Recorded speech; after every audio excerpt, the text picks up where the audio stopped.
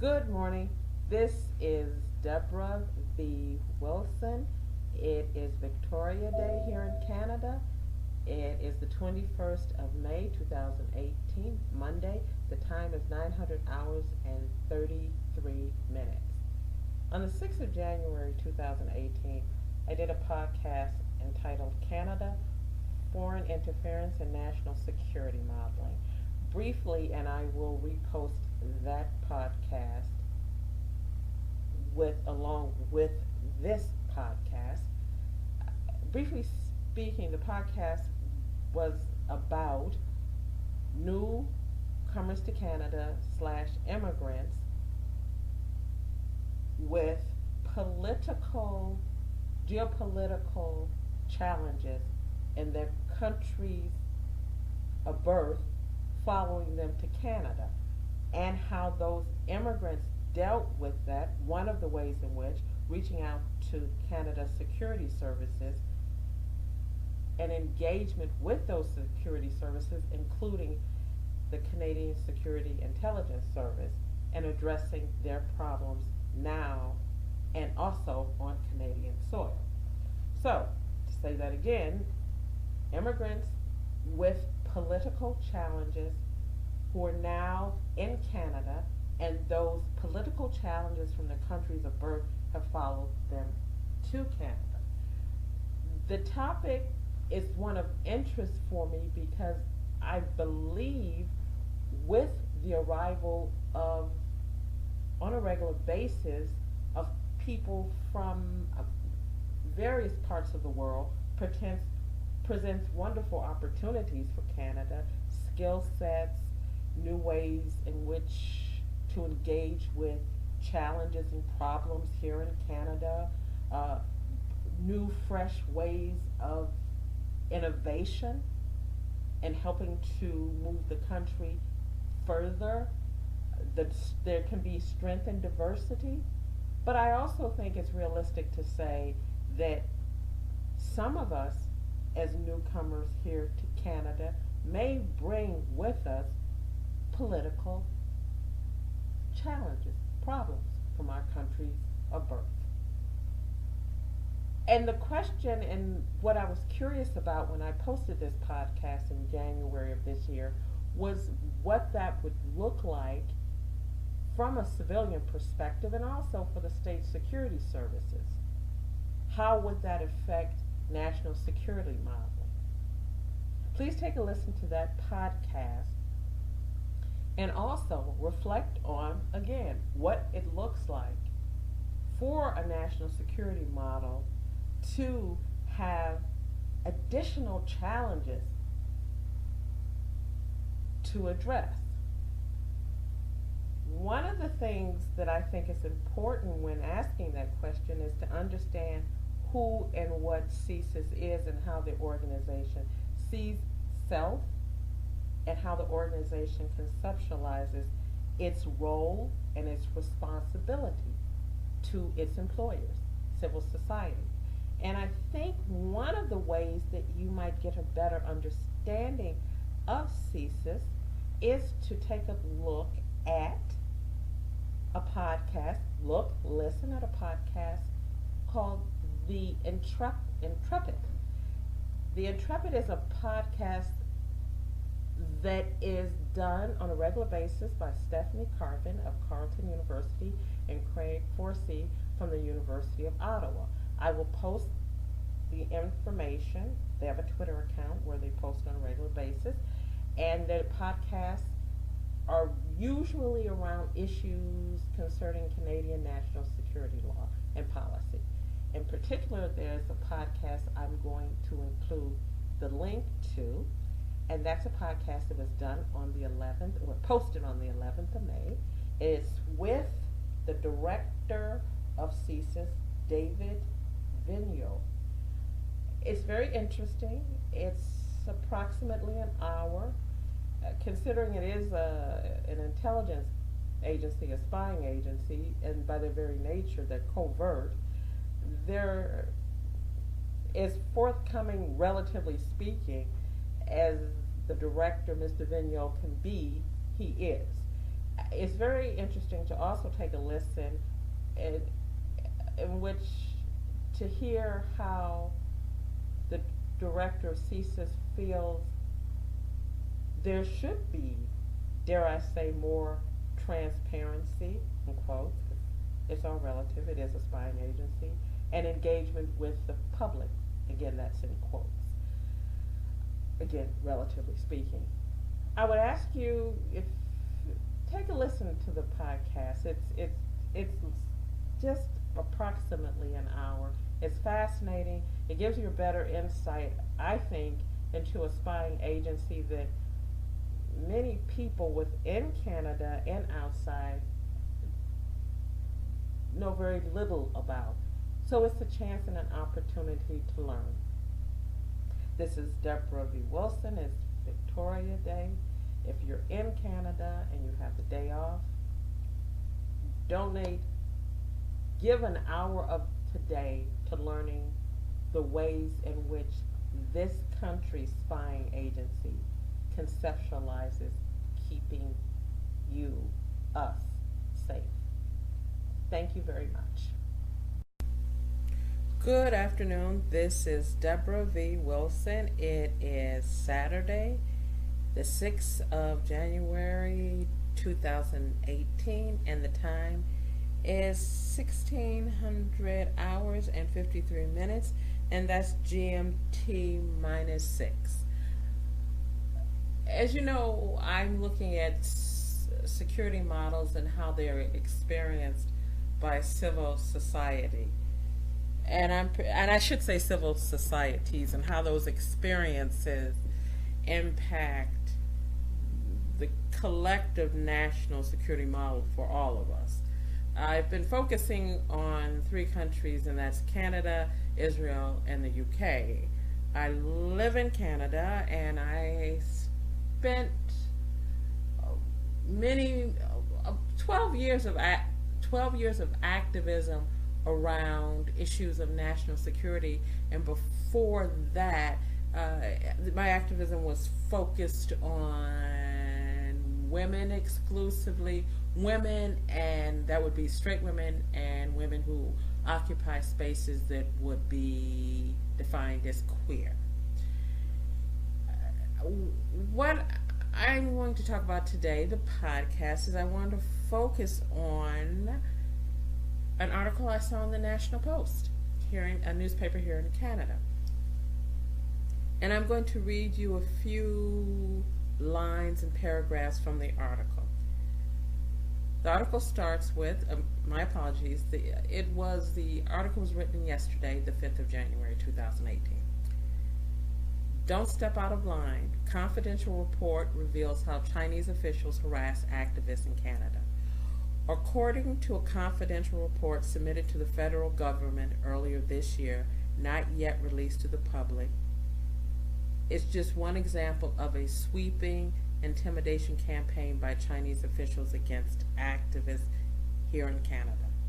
The product of a coalition led by Amnesty International Canada, the report catalogs harassment ranging from digital disinformation campaigns to direct threats. Next paragraph. Targets include Canadian representatives of what the Chinese sometimes call the 5 poisons, poison, quote unquote, the Uyghur Muslim minority, independent-minded Tibetans, Taiwanese democracy advocates, and especially the Falun Gong. The groups behind the report presented, this next, the groups behind the report presented to Global Affairs Canada, RCMP, and CSIS officials at meetings in September. And when September want Canadian authorities to take a more coordinated, aggressive approach to the harassment. So when the article starts out as earlier this year, it's of course referring to 2017. Why this article is interesting to me, given the work I do and my academic studies, it's interesting for 2 reasons. Number one, here you have a case of civil society communicating with the state their security needs. So you have a bottom-up analysis that included Amnesty International and various marginalized communities in Canada's experience of security, the national security model, and what they need from the state. The next reason this article is of interest to me is because one of my identities is that I'm a Muslim, and I am a Muslim, was born in the US, and I live in Canada. And globally, in many countries, there's a focus on persons like myself, that would be Muslims moving from one country to the other. And that is in part because of the construct of the Muslim and the focus around extremism that is emanating from Muslim communities. That concern has been articulated also here in Canada. But I think what can be a more common and more pervasive security concern for a government are the security concerns of foreign-born persons who now reside in a new country, for example, Canada. So foreign-born persons who immigrate to Canada or seek asylum in Canada. And one of the reasons they may have left their country is for political reasons. And the realization that despite the fact that they have physically left their country, they're still tied to their country, and that they attract the attention of their country's security model. Through things like social media, the relatively ease of international travel for most people, many people, the world is smaller than it has ever been. The concept of over there really has no resonance these days. When you can go online and see activism in Canada or read Canadian publications pretty much anywhere in the world, as long as the publication's online, if it's on a YouTube video, someone's activism. So what in the past may have taken arduous efforts for foreign to Canada intelligence communities to keep abreast of activists that have left the country to call Canada home, might be a click of a YouTube video or reading an article online that came from Canada but can be accessed all over the world. And so the dynamics and issues that cause the person to immigrate to or flee to Canada are still prevalent because of the ease of access of information globally, relatively speaking, and the ease of travel. For many of us, the security issue that the foreign-born person that fled to Canada sought to evade is now in Canada. So I actually think that's a more pervasive possibility, that offers a more pervasive possibility for security challenges from asylum seekers and newcomers to Canada. As I said, I wasn't born in Canada. And I have my own personal interest in that I hope this country always stays free and open to those of us who, for whatever reason, want to relocate. We're law-abiding, we follow the rules. I hope Canada always stays open and available to us. But I've also, based on my activism in the UK, I am well aware and have empirical evidence that with the law abiding can and often does include with foreign born nationals that they bring the geopolitics of their home country with them. This article gives voice to that. Again, it's one of the reasons why I find the article is so appealing, and I am doing this podcast.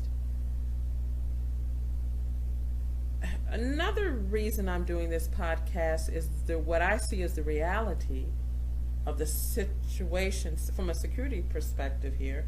Canada is accepting a lot of newcomers. Some of those newcomers are asylum seekers, fleeing political persecution at home. And some of that political persecution will find its way here to Canada in one form or the other. My opinion, and I'm still learning about the security model here in Canada, but my opinion is that the Canadian security model is going through some changes and will continue to go through some changes, which in my opinion I think will include some expansion. How I'm defining expansion at this point is pretty fluid. Whether it's an increase in numbers, persons, whether it's a change or a nuance in scope, I'm not quite sure. I'm not ready to commit, but I see the model and believe the model is in change. And with that change of expansion, and I'm very quite fluid in how I'm using the word expansion, I anticipate and expect there will be an increase of a robust oversight committee function. I think it's only reasonable. I certainly don't want a security model that overreaches. That's not productive, and that's not actually more security. It's just a security model that overreaches. So that's not practical or functional for anybody. But I do believe that not only this article, but again from empirical evidence I have from the UK, that geopolitics often attach themselves to you. And just because you leave a physical space doesn't mean you leave the geopolitics at home. And because Canada is such a wonderfully multicultural space with a myriad of people who claim a place of birth in a myriad of places, I think it is and will continue to be an increasing reality for the security services in this nation to have to address persons like these Chinese nationals who are now Canadian citizens, whose geopolitics from their place of birth has followed them to Canada and attempting to attach themselves to Canada, and what the ramifications are from a human rights perspective and from a security perspective. I'm going to post the article in the podcast, a link to the article, so you can readily find it. In addition to that, I'm going to post some YouTube videos from CSIS, Canadian Intelligence, and I'll post some additional information on the pieces that make up Canada's security model. And the acronyms would be CSIS, RCMP, CSE, CBSA, and FINTRAC, just to give you further clarification. This is Debra V. Wilson. Thank you for listening to my podcast.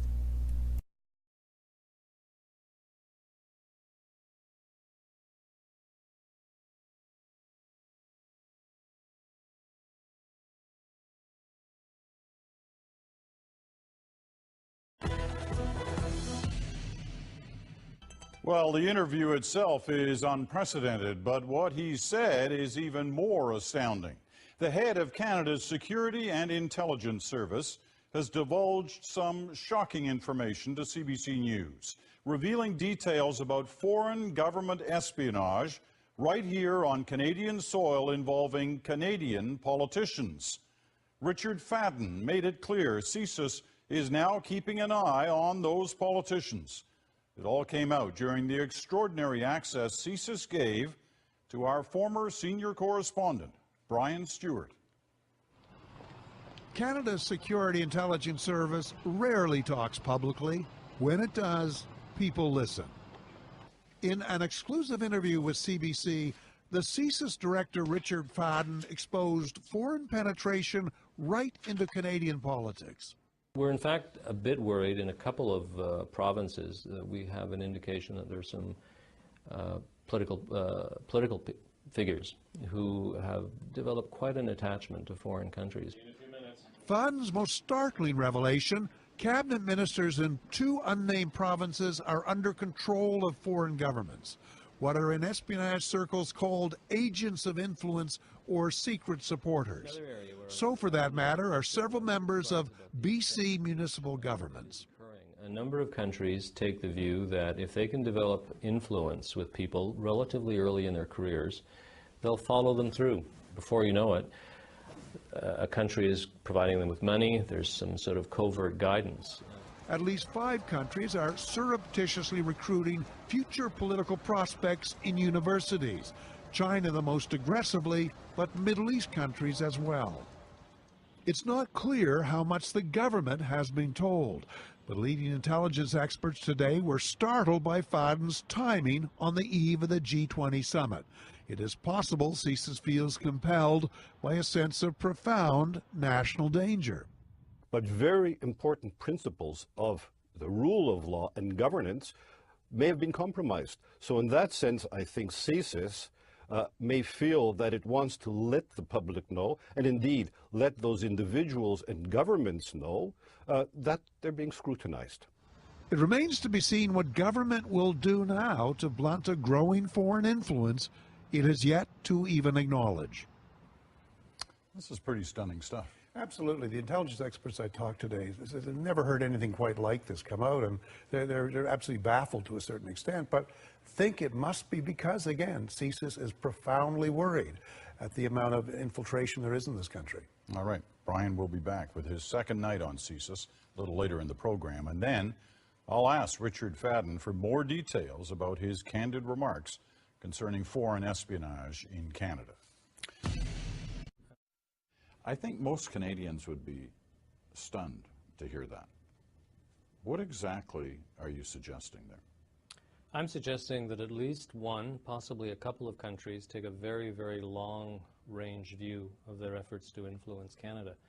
You know, the days when you had somebody hiding, you know, in the Chateau Laurier behind a palm tree trying to steal a secret, I think are by and large long gone. You either do it through cyber or you do it this way, which is you find somebody, usually in your diaspora, you know, somebody who has a connection back to the homeland, and you start developing a relationship. In some cases, this is done in universities through social clubs and whatnot that are financed by embassies. And through time, you invite somebody back to the homeland, you pay their trips, and all of a sudden you discover that when an event is occurring that is of particular interest to country X, you call up and you ask the person to take a particular view. Well, you know, I understand the problem, but the director of CSIS suggesting that there are politicians in this country, and now public servants as well, you're suggesting, without naming them, will raise a few eyebrows. In fact, you know, if I was a provincial cabinet minister, I'd say, hey, who are you talking about? Because you're swiping us all with this.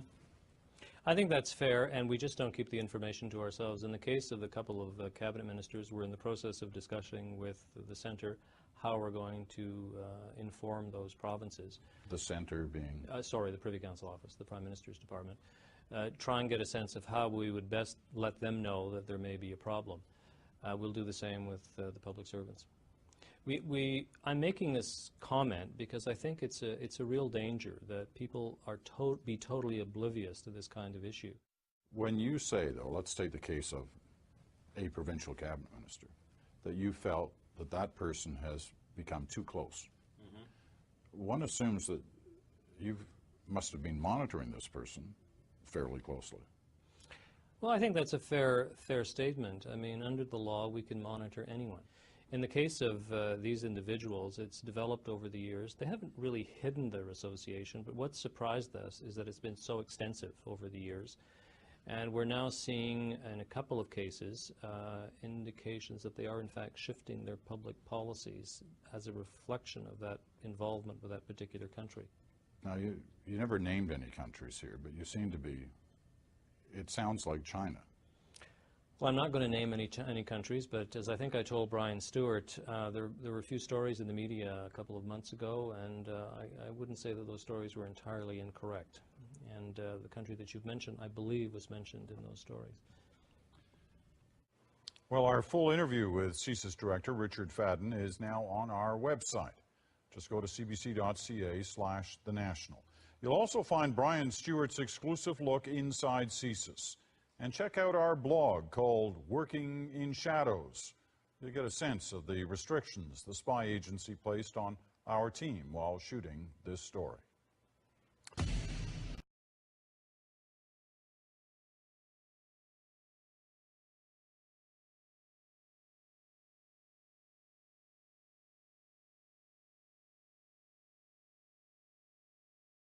The meeting.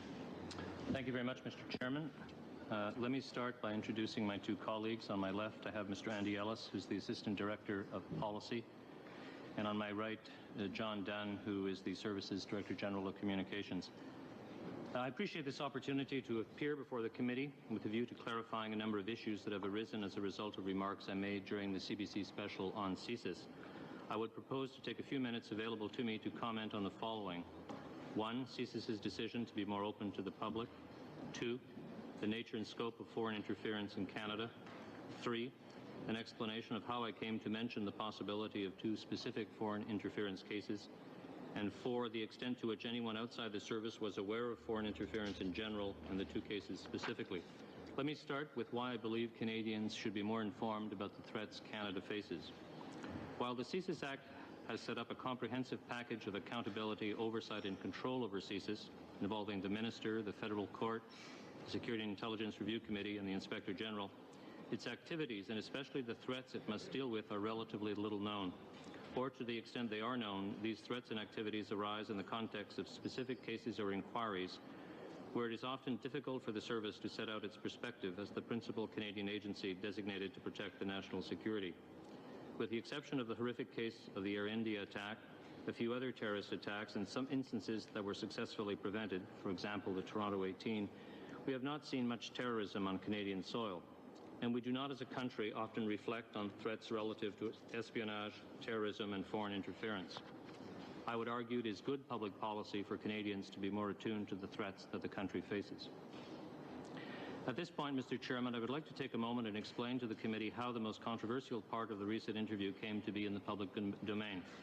I am referring to the cases of foreign interference. I made these remarks during a question and answer session following a speech I gave at the Royal Canadian Military Institute on Police Appreciation Night. This took place on March 24th of this year. As part of an agreement between the service and the broadcaster to develop a special broadcast commemorating the 25th anniversary of the service, we agreed they could film my visit to the RCMI. I thought the filming was limited to my speech, and so in answering a question, I provided a degree of granularity or detail to an audience of police, intelligence, and military experts that I would not have provided to the public.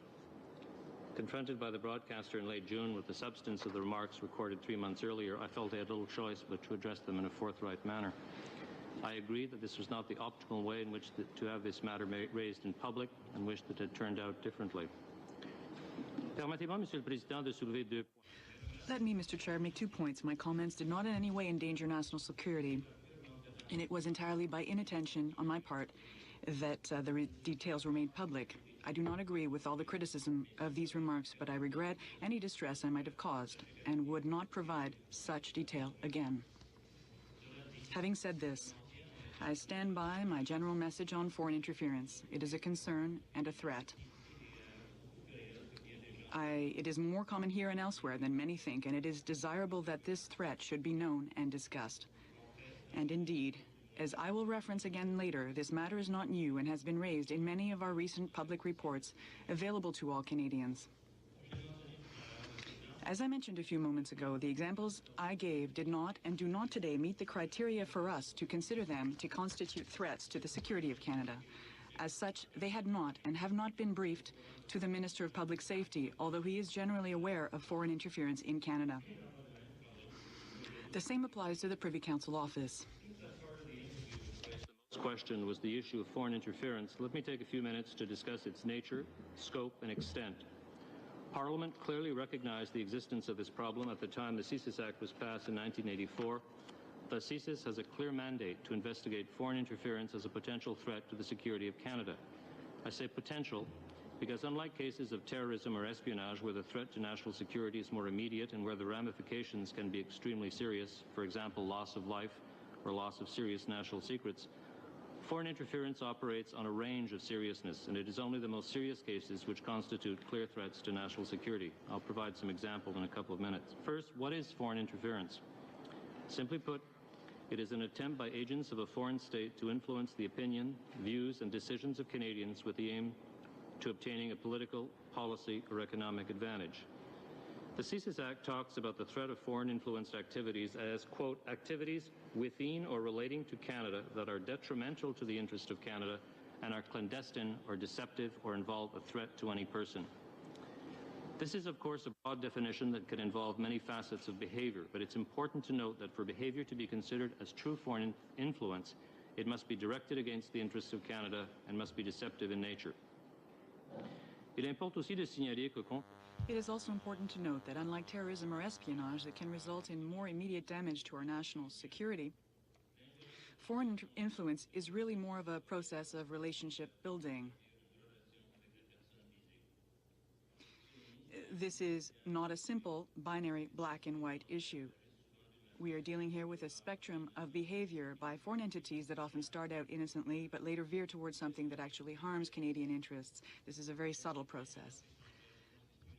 Central to our concerns with true foreign interference is the strong belief that decisions about Canada must be made by Canadians for Canadian reasons.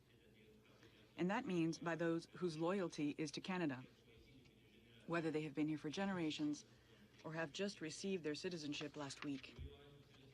Are sometimes caught in this process of foreign interference unwittingly, and we assume from the outset that citizens are loyal.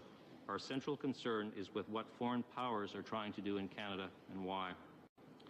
Our service also understands that most Canadians have links with homelands, whether real or recent or remnants of our past, and as we are a remarkably diverse country. This is normal for a country that plays such a large role in the world and whose citizens come literally from everywhere. For our purposes today, I'll limit my remarks to foreign interference in the Canadian political process. A couple of explanatory points, Mr. Chairman. Unlike terrorism or espionage, there is not always a breach of the law. Like terrorism or espionage, however, at least some of the influence is covert or secretive.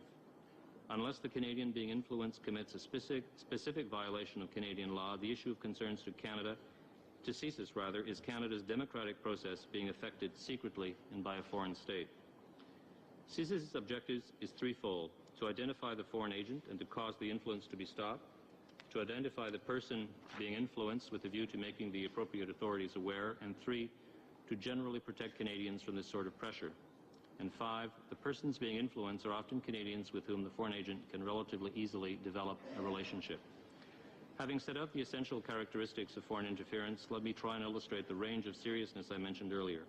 Regular and overt diplomatic contacts typical in the business of international affairs do not constitute concern unless they become part of a longer-term plan or spectrum of behavior that is detrimental to the interests of Canada.